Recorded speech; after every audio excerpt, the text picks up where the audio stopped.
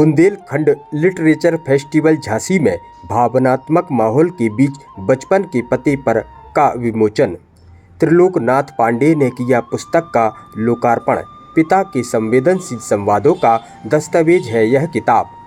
Bundelkhand literature festival में साहित्य सितारों से सजी महफिल के बीच वरिष्ठ कथाकार त्रिलोकनाथ पांडे ने लेखक विवेक कुमार जैन की बहुप्रतीक्षित पुस्तक बचपन के पते पर पापा के बेटे के नाम जिंदगी की चिट्ठियां का विमोचन किया। कार्यक्रम का वातावरण उस समय विशेष रूप से भावनात्मक हो गया जब विवेक कुमार जैन ने मंच से अपने लेखन के पीछे की प्रेरणा साझा की।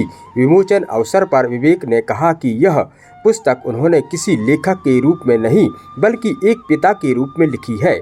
उन्होंने अपने 4 बच्चों शौर्य, वीर, आर्या और विया का उल्लेख करते हुए कहा कि बच्चों को बड़ा होते देखना केवल एक पारिवारिक अनुभव नहीं बल्कि एक गहरी जिम्मेदारी भी है। उन्होंने कहा कि यह किताब ज्ञान देने की कोशिश नहीं बल्कि संवाद बचाए रखने का एक प्रयास है, एक ऐसा संवाद जो समय के आर पार चलता रहे। अपने वक्तव्य में विवेक ने शिक्षा व्यवस्था, समाज, धर्म, राजनीति और विकास जैसे विषयों का संदर्भ देते हुए कहा कि आज की तेज रफ्तार दुनिया में सबसे बड़ा संकट इंसान से दूर होते जाना है। उन्होंने स्पष्ट किया कि यदि वे अपने बच्चों को केवल सफल बना पाए और संवेदनशील नहीं तो उनकी परवरिश अधूरी रह जाएगी।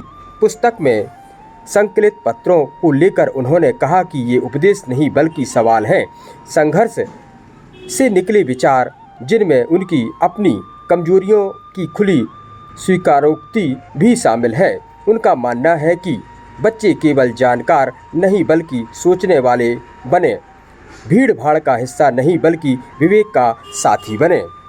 वरिष्ठ कथाकार त्रिलोकनाथ पांडे ने पुस्तक की सराहना करते हुए कहा कि बचपन के पते पर समकालीन हिंदी साहित्य में एक अलग तरह की रचना है जो पितृवत को उपदेश नहीं बल्कि आत्मसंवाद के रूप में प्रस्तुत करती है।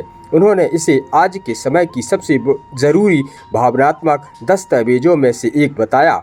उल्लेखनीय है कि विवेक कुमार जैन मध्य प्रदेश राज्य वन सेवा अधिकारी हैं और वर्तमान में दक्षिण वन मंडल पन्ना के रेपरा में पदस्थ हैं। एक प्रशासनिक अधिकारी होने के साथ साथ उनका यह साहित्यिक प्रयास सामाजिक संवेदनाओं, पारिवारिक मूल्यों और मानवीय चेतना को केंद्र में रखता है। कार्यक्रम में मौजूद साहित्यकारों, शिक्षकों और युवाओं ने पुस्तक को नई पीढ़ी के लिए एक जरूरी पढ़ाई बताया।